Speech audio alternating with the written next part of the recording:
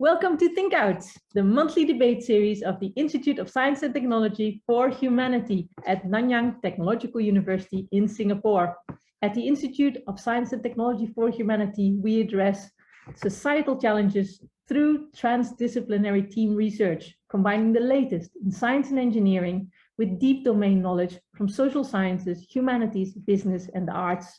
In each Think Out, we bring together leading researchers and industry experts from very different disciplinary backgrounds to discuss and debate an important question the world is facing. In a Think Out, we aim to dive deep into a complex issue, have fun, and engage you, the audience, to this open discussion between leading thinkers. We stand at the precipice of a new technological era, the Metaverse. The Metaverse is envisioned to disrupt and transform every aspect of the human experience. Today, we address the question on how the Metaverse is or going to benefit or adversely affect our lives. My name is Vanessa Evers, and together with my colleague, Hallam Stevens, we will moderate this debate. Good afternoon and good morning, everyone. Welcome to today's Think Out, which is about the Metaverse, titled The Metaverse for Better or Worse. So today we have two experts from NTU, and I will come to introducing them in just one moment. But before I do that, let me just introduce our Think Out series in general. NIST is and has for a while been running a series of these Think Out debates. And the idea is unpacking the causes and consequences of an issue that lead to active learning and well thought out decision making. We seek at NIST to provide a platform for active discussion and have different perspectives on issues led by kind of views and opinions from leading researchers from different disciplines and explore global challenges outside the box. So we hope you enjoy today's discussion from our expert speakers as they discuss and deliberate on the Metaverse. So let me, without further ado, introduce our two experts for today. I will invite them in a minute to give brief opening remarks, and then we will open up the floor for question and answer. We really invite your participation and your feedback as we go through this session. We want it to be as open as possible. First, let me introduce Professor Tsai Yu. He's an associate professor at the School of Mechanical and Aerospace Engineering and in the College of Engineering. He's also the professor in charge for the computer-aided engineering labs. He's the principal investigator of Surbana Jurong Corporate Lab and the Saab NTU Joint Lab. He's also the program director for the Strategic Research Program of Virtual Reality and Soft Computing.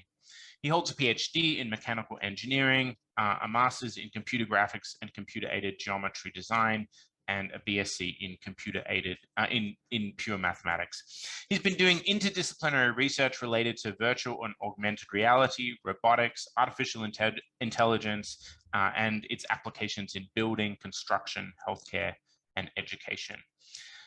Before I introduce our second speaker, maybe I can just ask Maitri to share the poll now. We do a poll at the beginning and the end of each of these sessions to judge what our audience is thinking. So here's our poll question, very simple. Will the Metaverse lead us to a better future? Agree or disagree? So while that's running, let me just introduce our second speaker. This is Associate Professor Vivian Chen. She's an Associate Professor in the Wee Kim Wee School of Communication and Information at NTU. She holds a PhD in Human Communication, an MS in Speech Communication, and an MA in English, and a BA in Philosophy with a minor in Journalism. Dr. Chen's research areas center around social interaction in virtual communities, the impacts of communication technologies such as video games, virtual reality, artificial intelligence, intercultural communication, intergroup relations, technology affordances, and gaming for social and personal well-being. So we have two experts from different disciplines, and I'll invite them now, starting with Dr. Tsai, to give some opening remarks. Thank you. Okay, thank you very much for inviting me to join this webinar. let me quickly start with the introduction of my research. We do a lot of virtual augmented reality, covers various of different areas. We do imaging, AI, mechatronics, robotizations, as well as higher performance computing. For all those research, actually, one of the aim is to help build the metaverse. Let me, I'm not going to define what is metaverse because 1,000 of Hamlet in 1,000 people's eyes. So rather, I would like to share with you two metaverse we created. Showing the enzyme software developed by Prof. Chai, NTU, and you can see that in this particular case, she's actually holding the enzyme molecule, and she's trying to, and you can see the substrates are actually being broken down. In this case, the hydrogen peroxide. And so you see, having a VR software brings in the power of visualization. They can visualize what is the enzyme molecule and something that they've never ever done before in their life. So Roberto, can you please change the pH of the software? So Roberto is changing the pH, and she's, in this case, changing the pH over to the next videos. The first one is very much for the secondary school biological learning.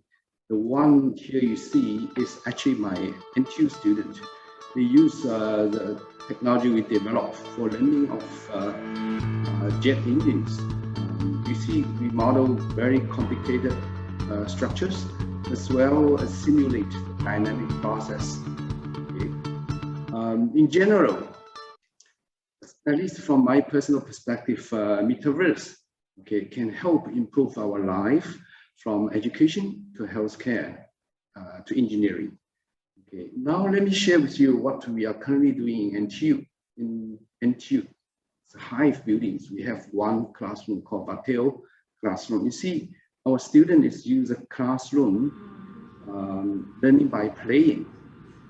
They learn molecular and cell biology. The same classroom, they use it for learning machining, like milling and turning. It's a typical manufacturing process. They can even design their own Formula One car.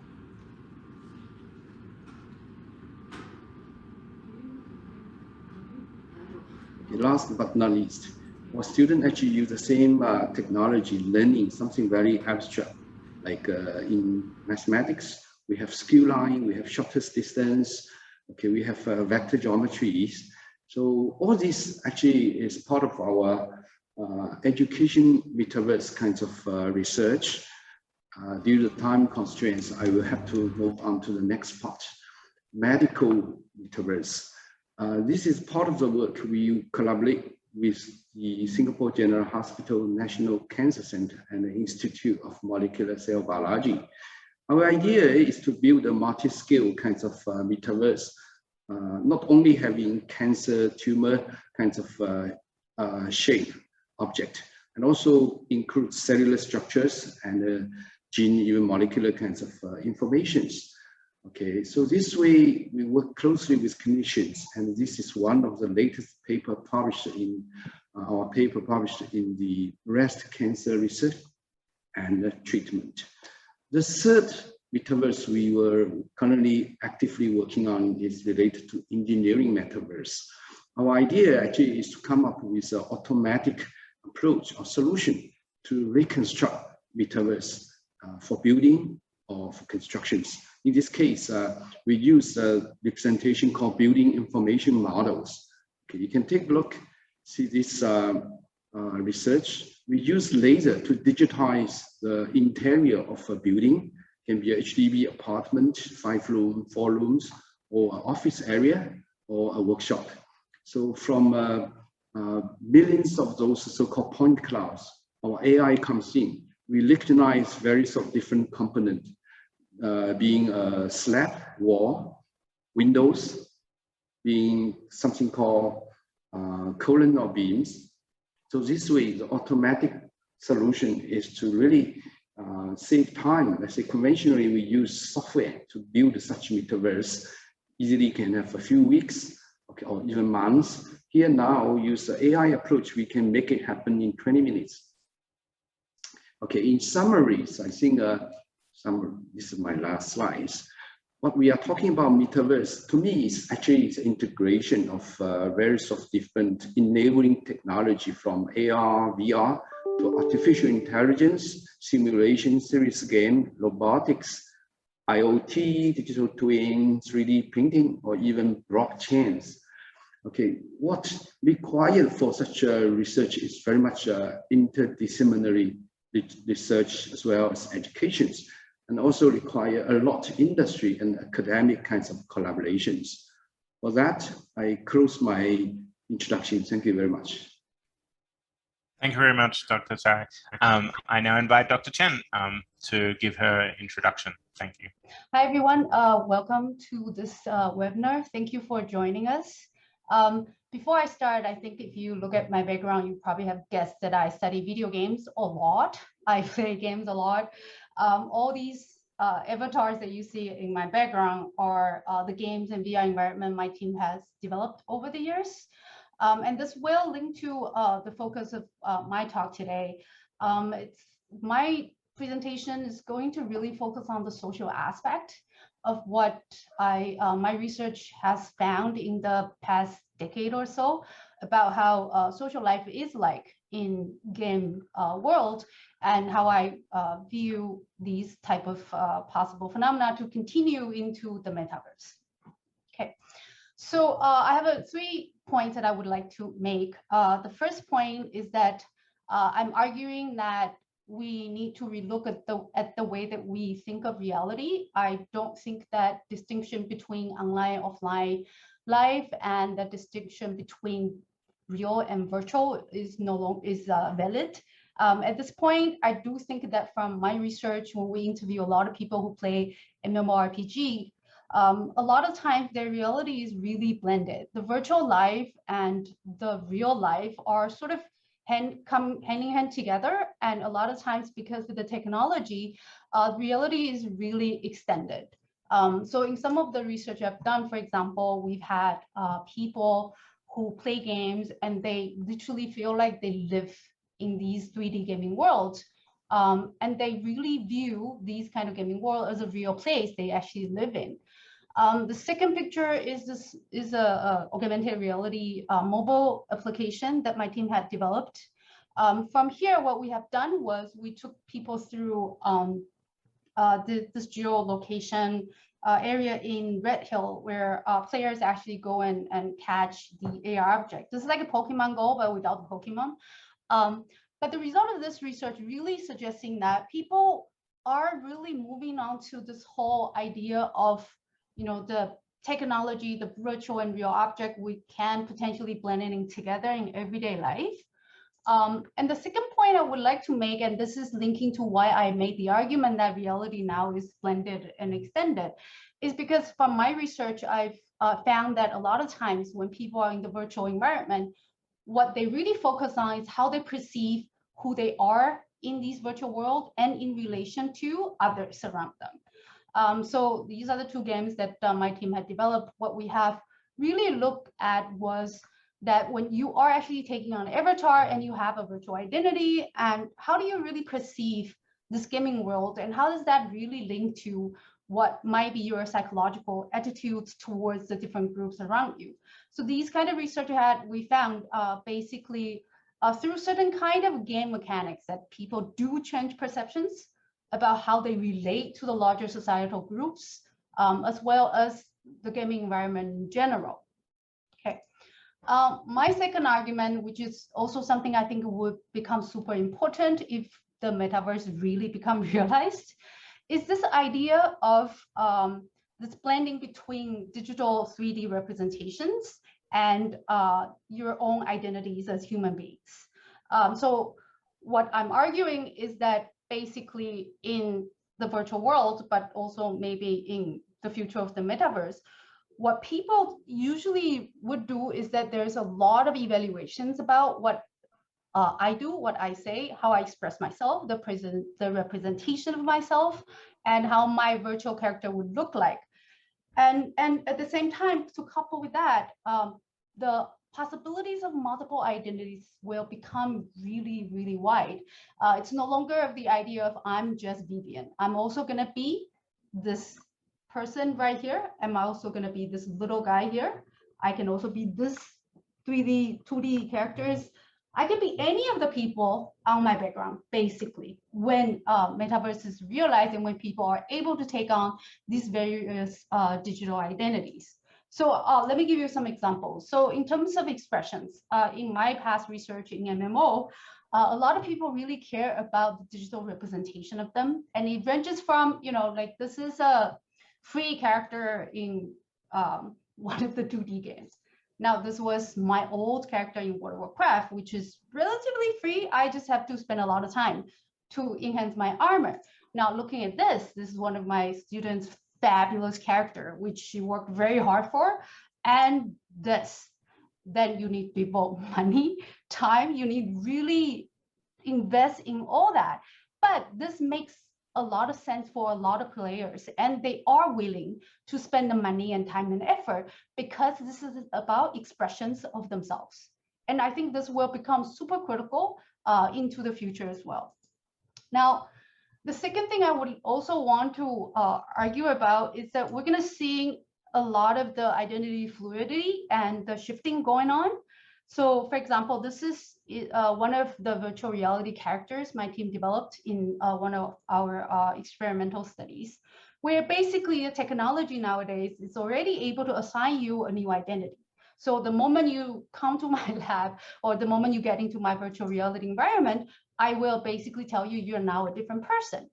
Now, moving forward, is that this is one of my research staff. This is the real picture. Now, we will actually be able to morph her face into a 3D character.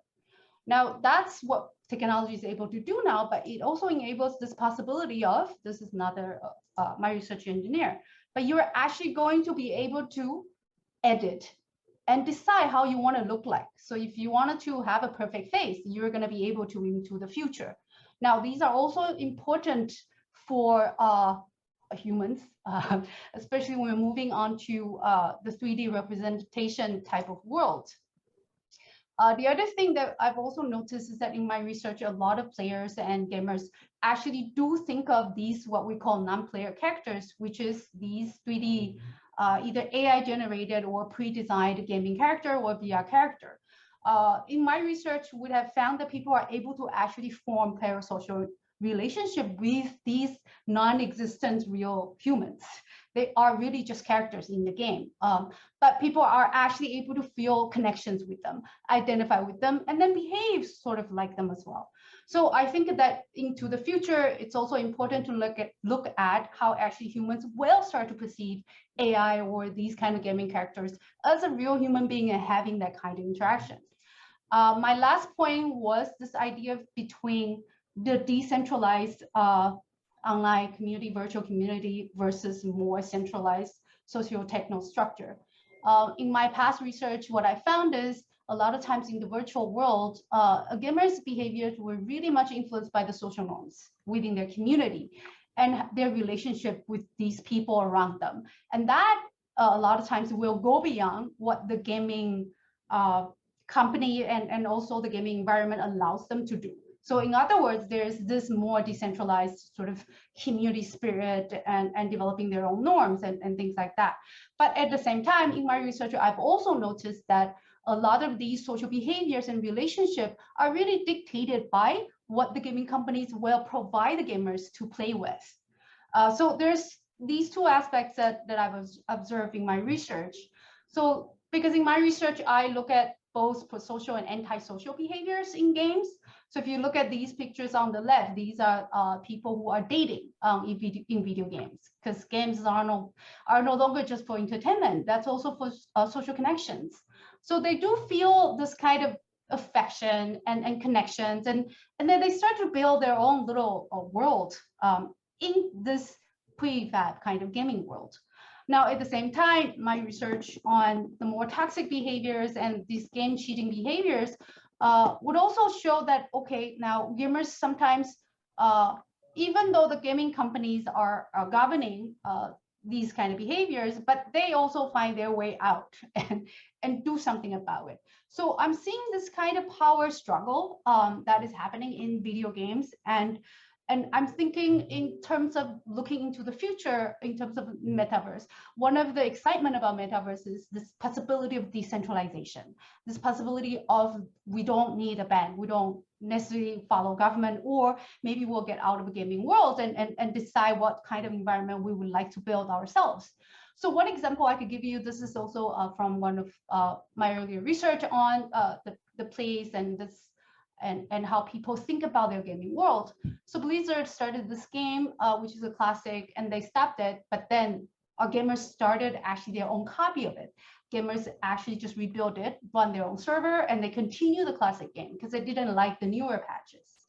Now, to the extent that Blizzard decided to sue them. But then again, at the end of the day, they actually brought back World of Warcraft Classic. So in some ways, I am seeing the possibility of this sort of more decentralized power from the community that might occur in the future. But again, this is some of the dynamic that I've observed over the years of my gaming research. So I think I'm going to stop here with my 3 major points. And thank you for joining me today. Thank you. Thank you so much for these introductions. Both Prof. Chai and Prof. Chen. It's a wonderful start of our discussions. So today we are looking at the metaverse and finding out whether it will disrupt our lives. Is it going to disrupt our lives for the better or for the worse?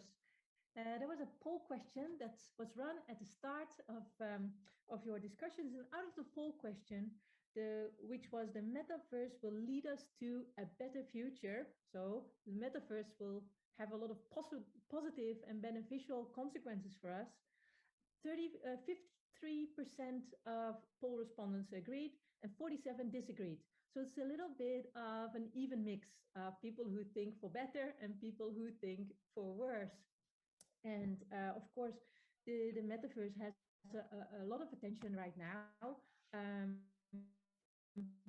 We've gone through a similar, say, in the 80s or 80s, where people start to move online. And, seminal books like Bowling Alone or the work by Sherry Turkle investigated whether people's relationships would change significantly from these online lives. And now it seems we are taking this a step further.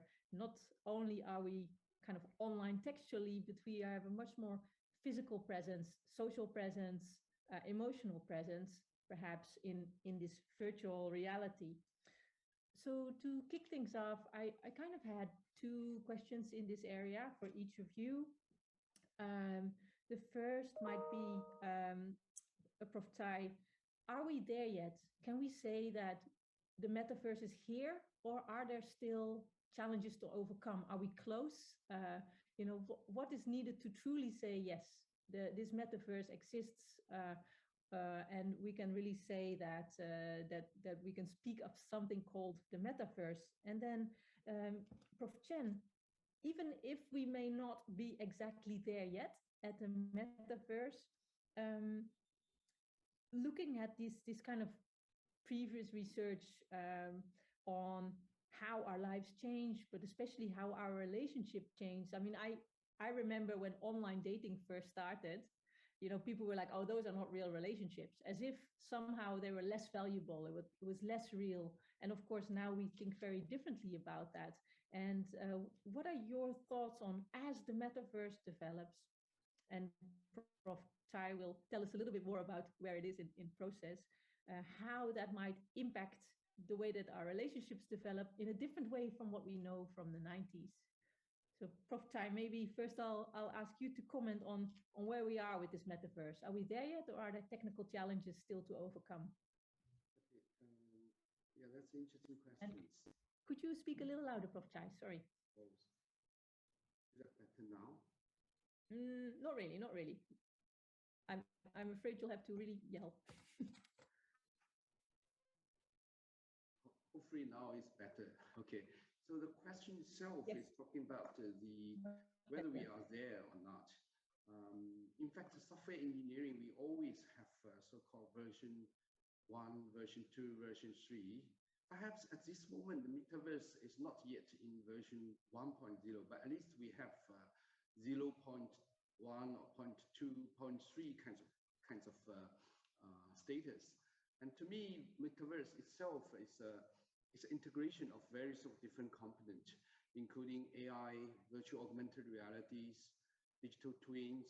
So we have been doing those AR, VR, let's say the whole community, scientific, technical kinds of community have been doing AR, VR, virtual reality many years. So I would say we have somehow already have initial versions.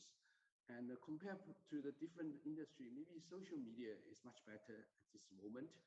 And therefore, we see there is a lot challenging we need to do in terms of AI, in terms of digital twin. We still have a lot of things to do. Fundamentally, we need to look into science, for instance, whether quantum physics, whether you have fundamental kinds of mathematical theory like Lie group, all these things plays a role. So to me, I think it is very important to have interdisciplinary kinds of research as well as educations. Okay, as for the relationship, like yes, indeed, there's not only metaverse, our social medias, even the handphones has already changed our life compared to 20, 30 years back. Today, the family living under the same roof, they communicate to use handphone, use messaging. Okay, metaverse come, I believe it will also change the kinds of relationship. But I would also, personally, I think in this metaverse, for better or worse, I'm optimistic. And I believe human beings, we have a lot of limitations, and technology helping us overcome many of those limitations. For instance, we can only see maybe 20 meters, and we can't really see 100 meters, a few kilometers away. And we can't hear clearly what people are talking very, very far away. But technology today is actually help us overcome these kinds of physical limitations. So I believe metaverse can help us improve our relationship as well.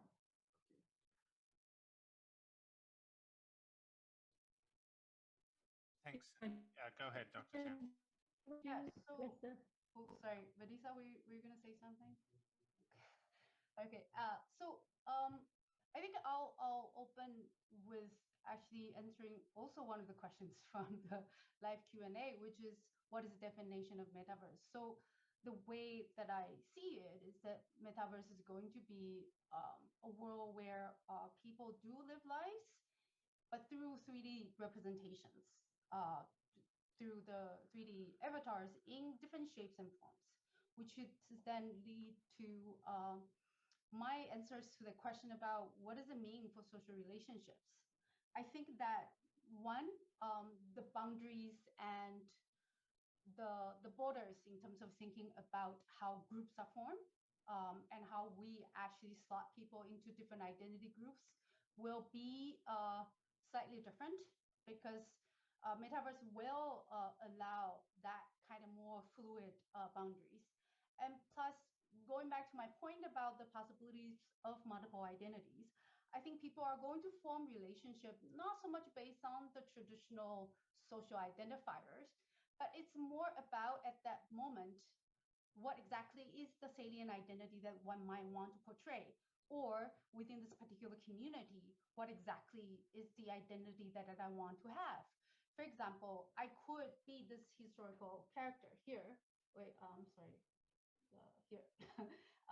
So if I'm actually playing this historical person in the sort of immigration history of Singapore, I'm definitely going to relate to people around me very differently. Let's say from, I'm actually taking on this identity, which is like the characters here, who is like a hero to save a town. Now, I'm not going to behave the same way. I'm not going to relate to my friends the same way. When I play all these various possible identities, because of the 3D environment will allow me to. Now I am going to have all these different roles I can play, and I am going to have multiple communities that I will involve myself in. So with that logic, I think that moving into the future, we are going to build these multiple layers of social relationships that is going beyond the traditional definition and identity markers. We're going to look at a lot more sort of variety and diversity of communities that one would engage in. And all of these aspects are going to come into the importance of what is my social fabric. And that may or may not be related to what the physical or the existing traditional social political structures might look like, or how these social and political structures actually might confine my identity. I think there is a great opportunity for that to open up. But in other words, people might need a different kind of social skills to actually navigate these multiple layers of relationships. Can I just follow up on that, and just drawing on some of the questions I see in the Q&A as well? I mean, so, you know, more diverse experiences, more diverse kinds of relationships. This all sounds very good, but I think some people I see in the chat are worried about what are the trade-offs here. What might we worry about? I mean, some person, anonymous person who maybe suggested, you know, that they could, just keep changing their partners all the time, right? So maybe that is suggesting some discomfort with this idea that there might be a more kind of, I don't know, even polyamorous kind of view of the world, right? So, you know, what might we sacrifice? I think also people are worried about what happens if we're on a screen all the time, right, rather than in real life. So I just invite you, both of you, to say something about that. Yeah. Okay, maybe I'll start, and so I'd also do research on the impact of digital media on children and adolescents. So this whole idea of screen time addiction and physical, the impact on physical life and psychological well-being have been very prominent in the research. But in general, though, I would say what we have found in the past is that it's usually let's think of video gamers, okay? So people who do play games. A lot of these negative psychological effects, like, you know, loneliness or antisocial tendencies or bad score grades and all that. Most of these kind of negative outcomes happened for players who are really super addictive, which would mean they may not even leave their house. They don't actually have a normal life. But for average players, or like, you know, the people who are not like really only living life in games, these effects are not really that worrisome, for one.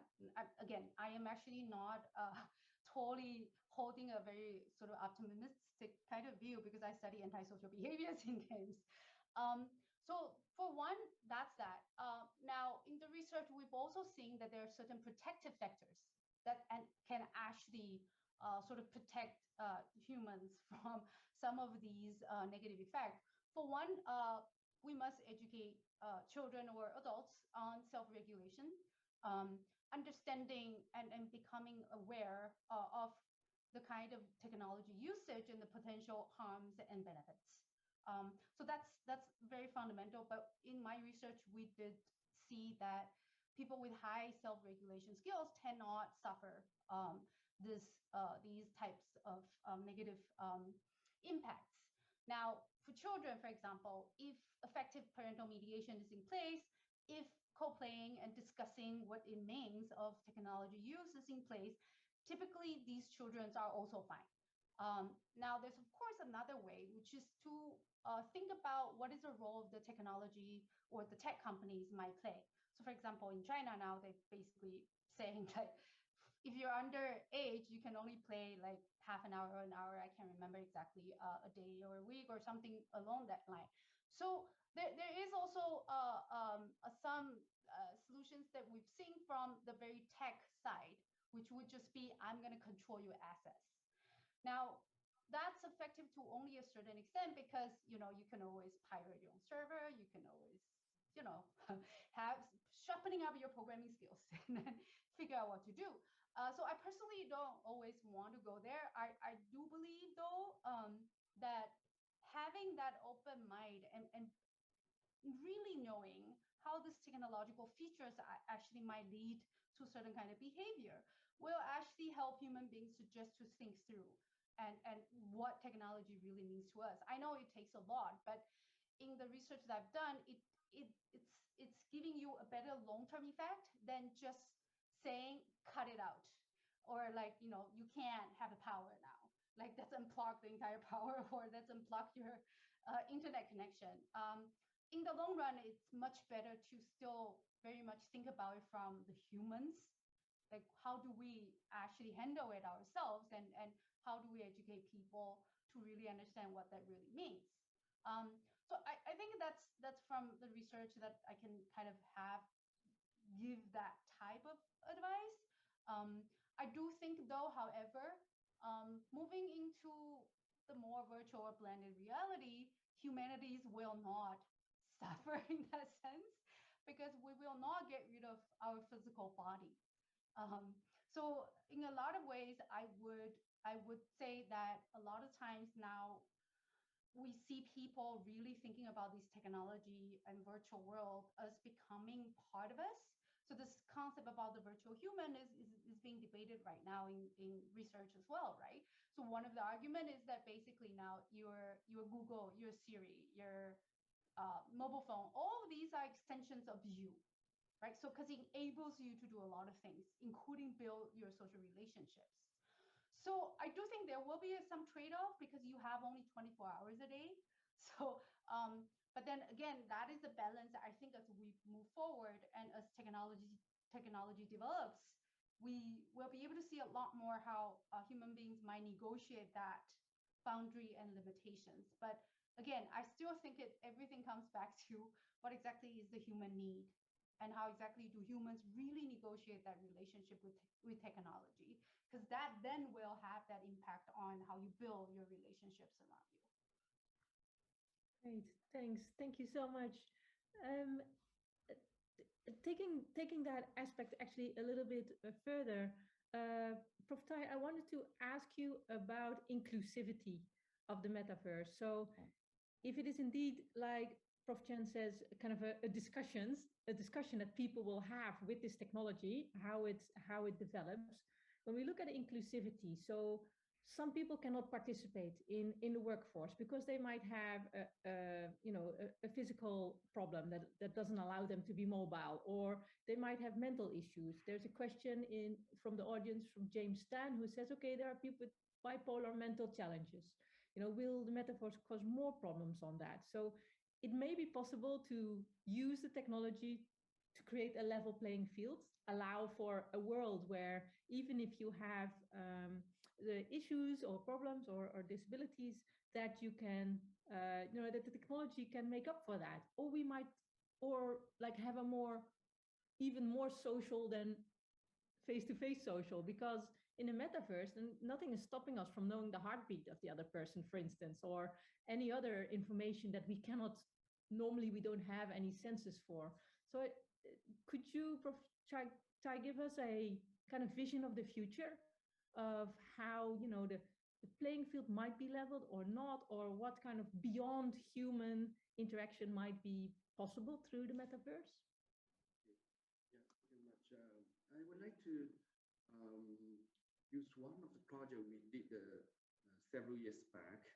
The project is actually called Virtual Pink Dolphin, which is supported by Temasek Trust-funded Singapore Millennium Foundation.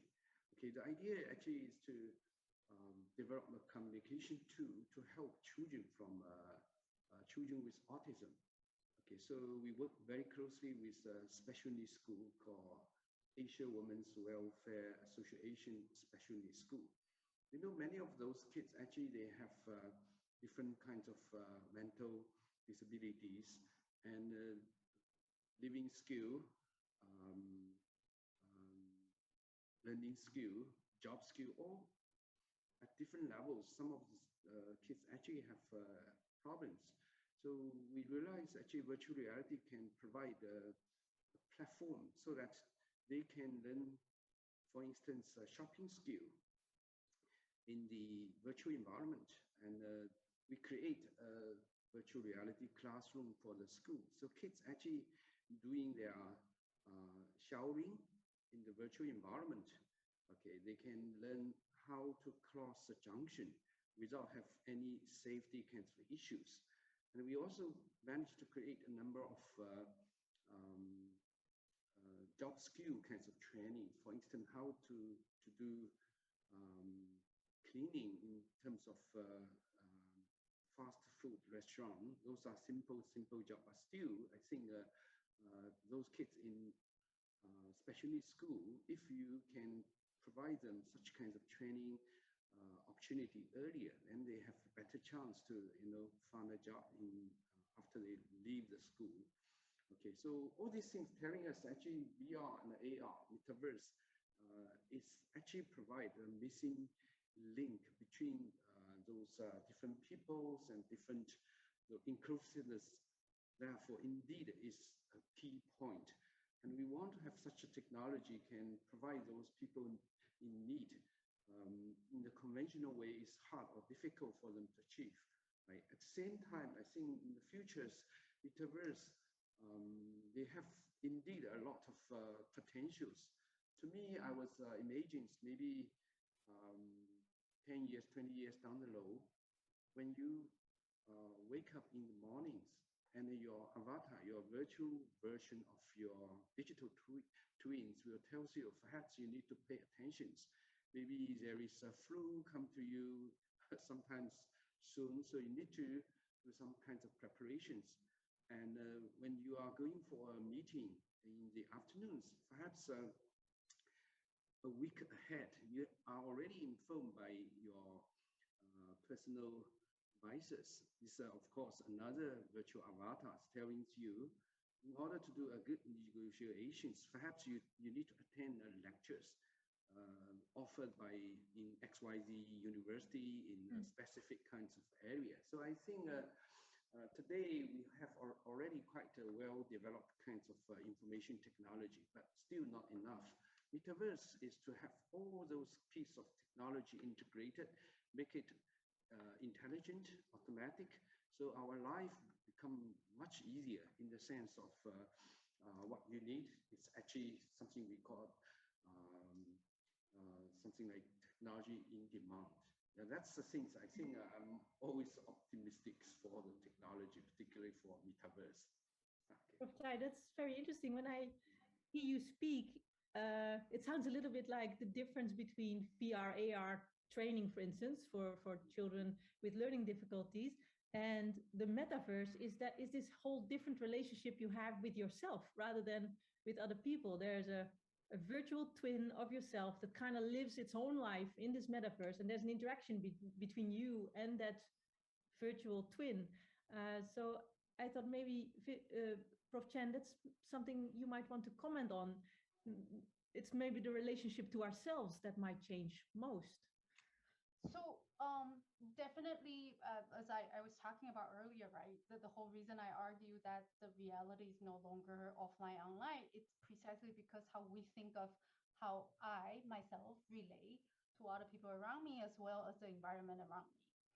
So, and a lot of this are in basically, it's all in human perceptions. It's really just how I perceive how things are happening to me, around me, with me. So I definitely think that it will trigger this kind of even the paradigm to really think about self, the concept of self, and also identity. Like I said, if it, when we say we're going to allow multiple identities, I think when I was growing up, nobody would understand what that means. Now, when we look at like even just our students or children today, they have no problem understanding, like, I have this game avatar, but then I also have this other persona. Then with this one, I do this, with that other one, I don't do that, I do something else. So I think in that sense, we probably shouldn't be thinking about the self as just one unite sort of really entity that doesn't change. I think that as the virtual world or the metaverse becomes a bit more real, the kind of stimulus that we're going to perceive will be very different.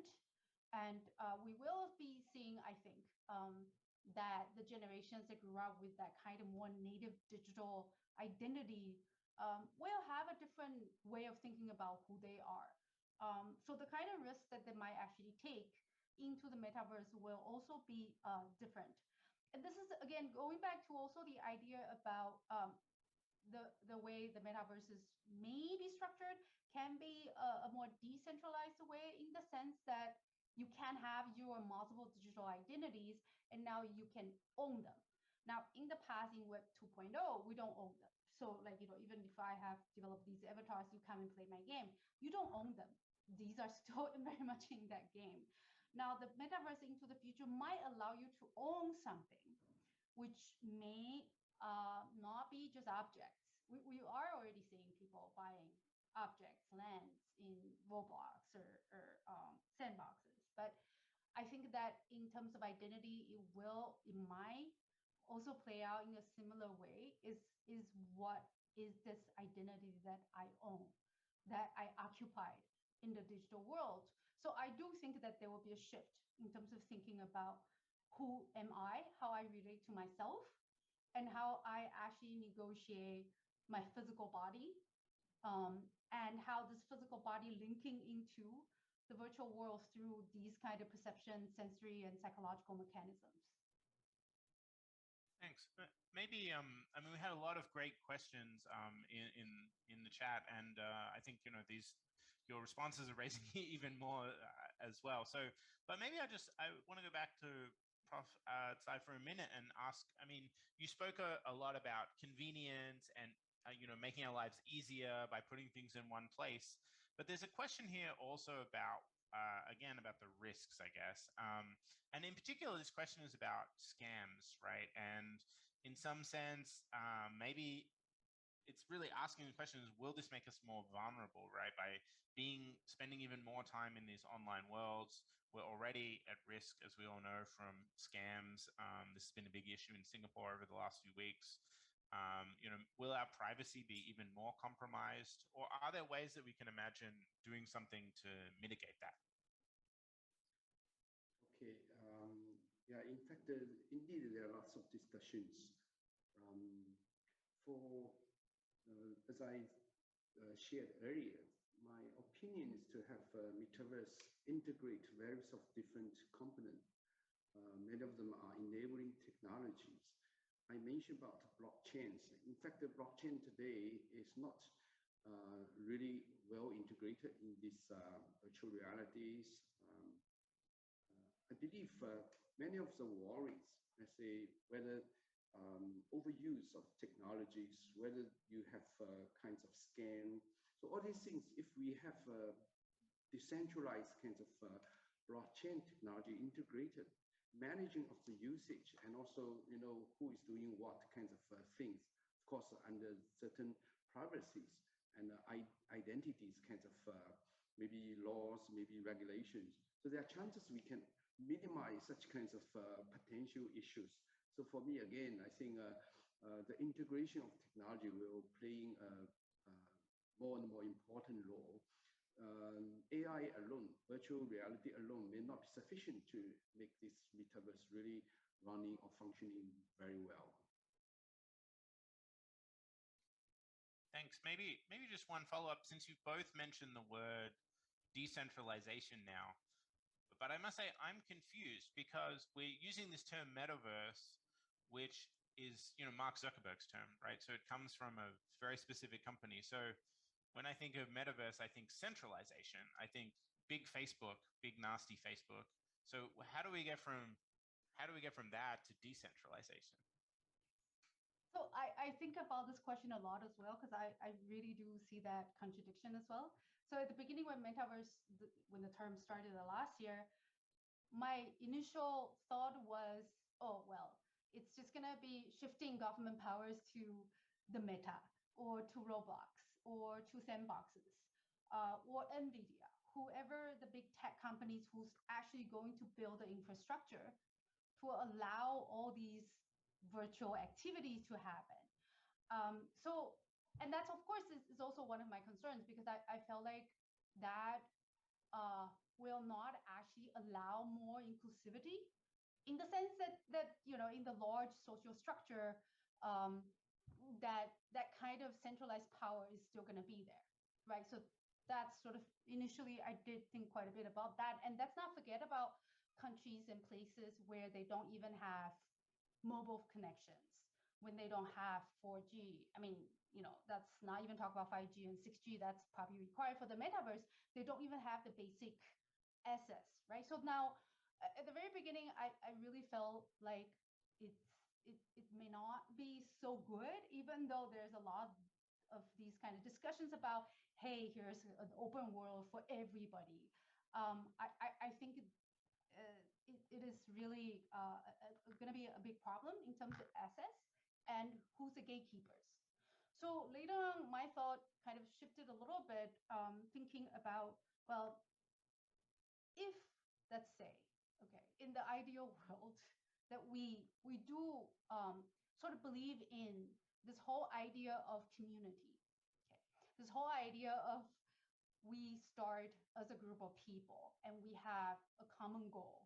And these are the things we have seen, you know, on Discord channels, on, you know, many different kind of online communities. There are these sort of, you know, not governed by any social entities, not government, not companies, but really it's created by the people, for the people. So we've seen those in Web 2.0 as well.